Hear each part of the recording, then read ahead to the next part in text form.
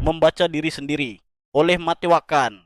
Kadang, di sela rutinitas bernapas atau saat tak sengaja melamun, kita terseret dalam pikiran-pikiran yang tidak terencana. Begitulah, tulisan ini lahir dari salah satu momen seperti itu, ketika kita bertanya pada diri sendiri, entah kenapa. Begini, tidak ada yang benar-benar tahu apakah memang sejak awal manusia lebih gemar menatap keluar daripada menengok ke dalam.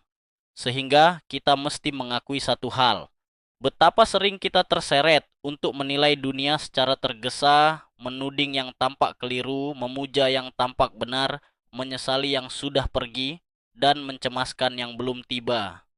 Justru di sela-sela itu, kita kerap lupa. Kapan terakhir membaca diri sendiri? Pertanyaan seperti ini muncul tentu bukan dari kejernihan, melainkan dari kegelisahan.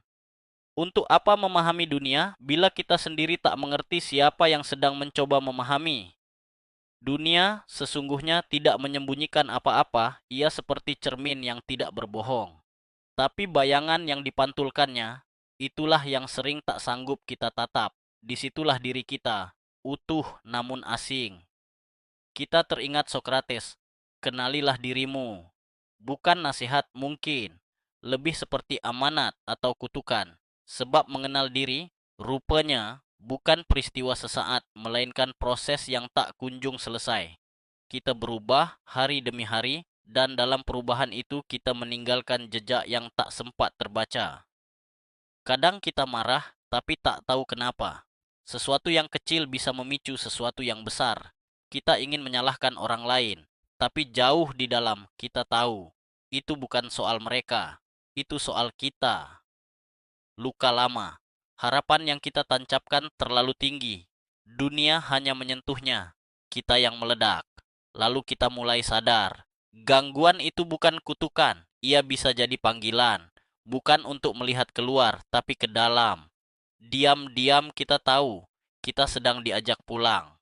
Orang lain punya hidupnya sendiri, kita juga.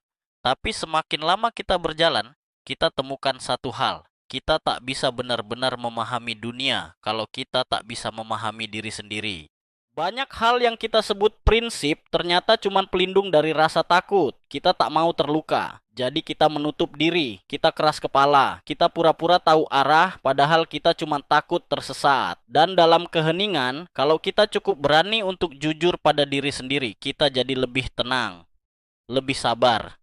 Kita mengerti bahwa salah bukan milik satu orang saja, itu milik kita semua.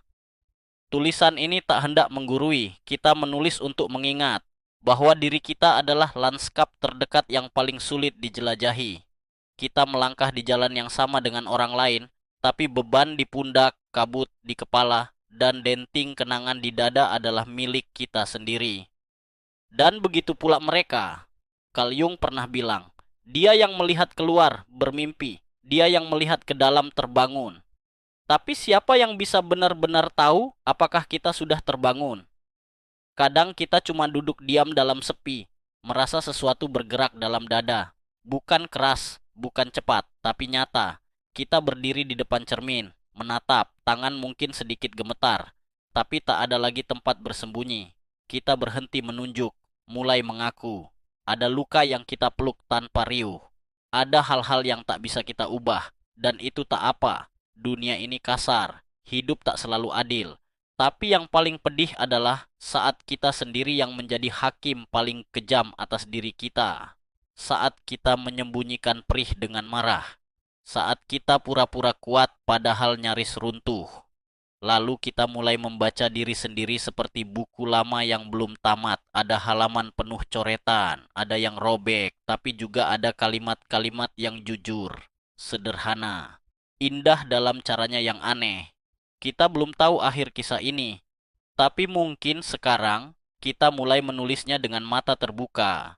Dan mungkin mengenali diri bukan tentang menjadi sempurna, tapi tentang keberanian untuk jujur pada diri, pada hidup, pada dunia yang memantulkan siapa kita sebenarnya.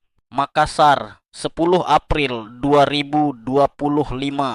Jika Anda suka isai seperti ini dan berpikir bermanfaat pula buat orang lain, mari like, subscribe, dan bagikan channel ini ke kerabat Anda.